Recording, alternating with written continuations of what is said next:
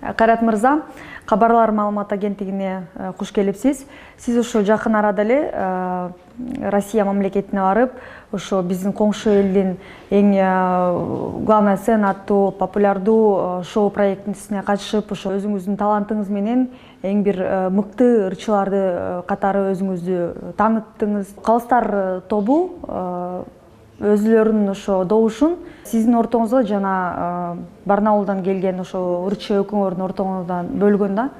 Анан ошо сиздин бир мындай ой жаралбайбы, балким ошо орунду сиз жалгыз алганга атактуу болуп же балким бирдей баалаштыбы сизде, ошо сиздин оюңуз? Ген ошол Арсений Бородин менен чейрек финалдан жарым финалга өткөн кезде ошондо кичине баягы талаш болуп калды ортобузда конкурстун жүрүшүндө.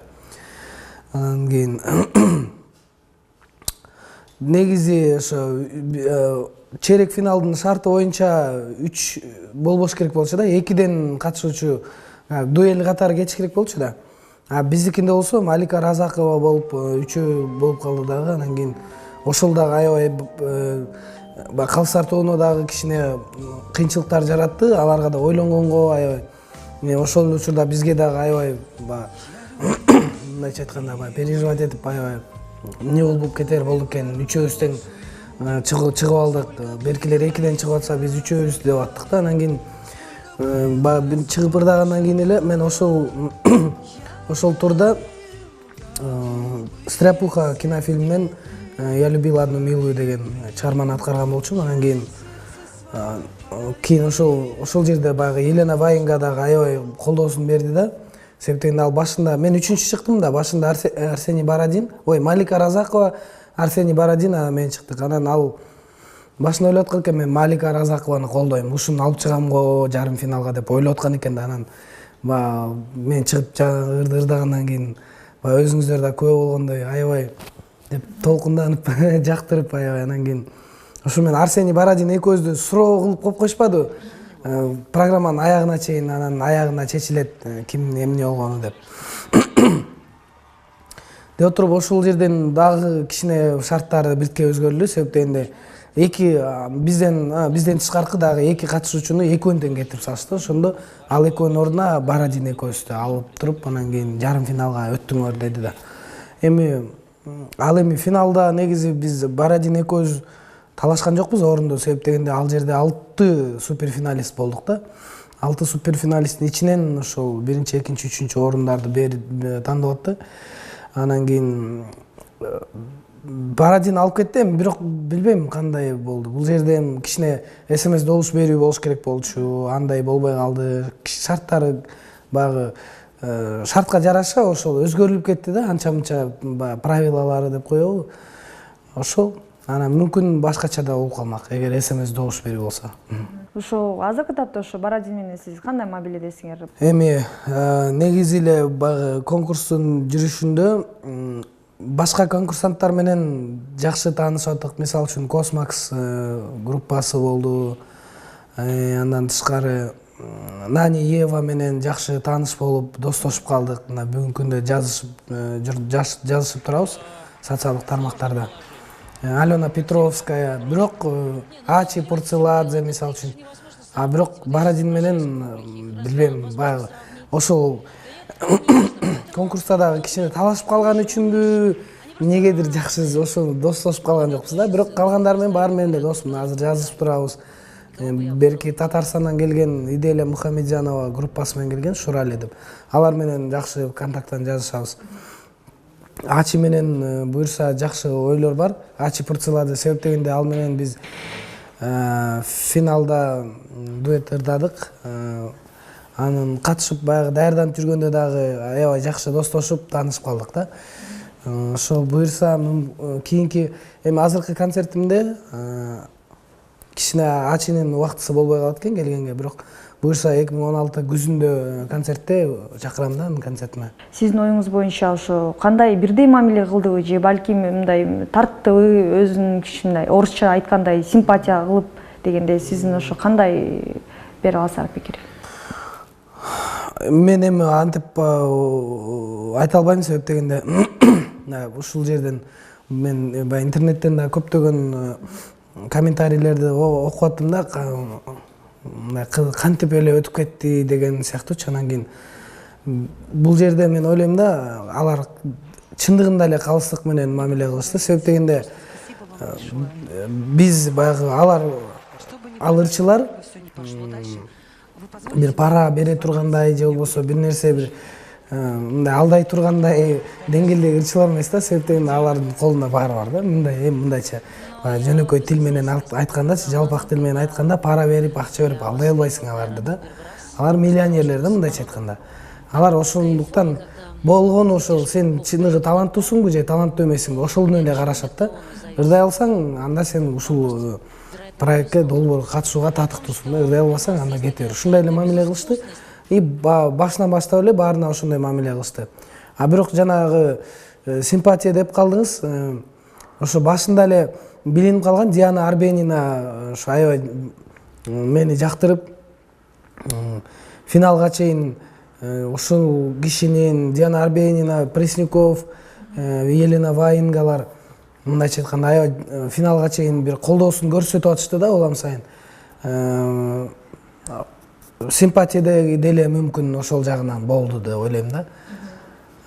Бир жактырып калса ошону менен аягына чейин колдошту да. Елена Ваенга менен сиз ошо интернет тармактарында чыгып жүрөт маалымат. Ошо экөөңөр жакын арада ошо дуэт жаздырмаксыңар.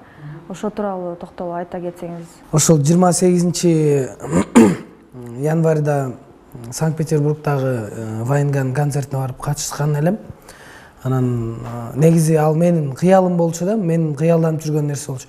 Бирок баягы айтуудан тартынып, эми мүмкүн мен айткым келип жүргөн да, сиз менен дуэт жаздырсак кандай болот деп. Бирок ойлой беришим да, мен эми азыр колум бош эмес же ушундай деп койсом эмне болом деп.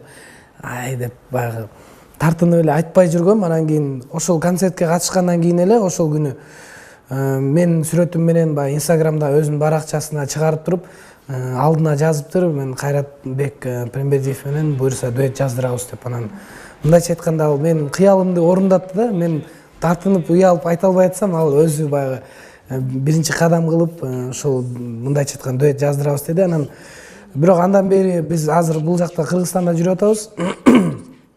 12 февралда буюрса ошол концерттин уландысы болот, мындайча айтканда экинчи концерти. Ошол концертке дагы чакырык алгам. Буюрса барып, анан ошол жерден менимче такташып сүйлөшөбүз да, кайсыл ырды ырдайбыз, клип тартабызбы же кандай, ошону тактап баарын чечип алабыз да буюрса. Бирок менимче ушул 2016-нын ичинде эле күбө болосуздар буюрса ушул дуэтке. Динара Эсенгулова менен контрагыңар бүткөн. Азыркы учурда ошо кайсыл продюсер менен иштешкен жатасыңар же балким сунуштар болуп жатабы? Ооба, Динара эже менен 3 жыл иштегенбиз, ошо 2006-жылдан 2009-га чейин. Динара эже менен контракт бүткөн, чак эле. Анан бирок азыркы учурда кандай десем, мен келинчегим ушу көптөгөн эле көрүүчүлөр деле өзү деле күбө болгон. Россияда жүргөндө баягы колдоп, негизи эле мен чыгармачылыгымда өзүнүн көп салымын кошот, мындайча айтканда көп кеңешебиз, баягы ырлар боюнча, имидж, стиль, клиптердин тартылуусу деген сыяктуу көп моменттерди мындайча айтканда кеңешип чечебиз да. Анан бүгүнкү күндө ошо келинчегим менеджерлик кызматты аркалап жүрөт. Менеджер мен мындайча айтканда менин бул эми мындайча айтканда бизнес да, бул деле ошол бизнести алдыга жылдырууда менеджмент кылып атат да азыр. Бизнеске токтоло кетсек, ошо жумуш тууралуучу. Биринчи ошо финалга өткөндөн кийин дагы 3 айдай кармалып калыптырсыңар же андан көбүрөөк. Ошо маалда сиз айтыңыз эле, ошо мен иштеп жүрдүм депчи. Тагыраак айтканда ошо эмне иш менен алек кылып жүрдүңүз эле? 18 сентябрда кастингке барып, анан кийин кастингден биринчи турга өткөндөн кийин 1 октябрга чакырат да. Мындайча анан кийин 1 октябрда барып, мен ойлогом, башында ойлогомбуз, бир жума жүрөбүз го, ушул 1-2 турдан өтүп алсак, анан буйруган болот да деп элем, финалга чейин деле жетемби жетпеймби деп. Албетте баягы кыял болгон, максат болгон, биринчи орунду алыш керек деп, бирок баары деле ишенип ишенбей барго. Бул деген Россия деген чоң мамлекет, главная сцена деген мен деген конкурстардын бири, анан кийин түшүмдөгүдөй эле болуп бир жума эле болуш керек деп кийим-кечектерди да ошого эле ырастап туруп салып барып алып, анан кийин улам кийинки турдан өтө туруп 3 айга созулуп кетти да. Анан 3 ай бою ушул баягы Москва жергесинде жакшы биздин кыргыз байкелер дагы мына колдоосун көрсөтүп, мындай колдоосу кандай ресторан иштетишет экен Москвада, кыргыздар үчүн ресторанда. Ошол жерде мен ырдап иштеп аттым да. Эң башкысы баягы эмгекчил болуш керек экен да. Жалкоолукту жеңип туруп эле издене бериш керек экен да. Каякта эмнелер болуп атат, конкурстар болуп атат. Англисче болсо деле, мисал үчүн азыр Google'да переводчик баягы бар да, мисал транслейтер. Алып туруп, которуп туруп, анкетаңды толтуруп жөнөтө бер. Мисал бул азыркы мисал биздин жаш ырчыларга бир мүмкүн оюм да.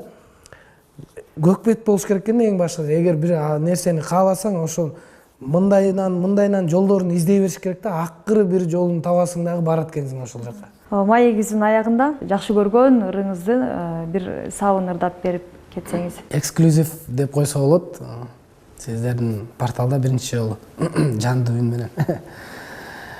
Таштадың санага акың бар беле, сагынтып жүргөнгө акың бар беле, самайың сыласам башка адамдай качасың, акың жок, сенин акың жок, жүрөгүмдү оорутканга акың жок, жаш сүйүмдү басынтканга акың жок, эми сени унутканга алым жок,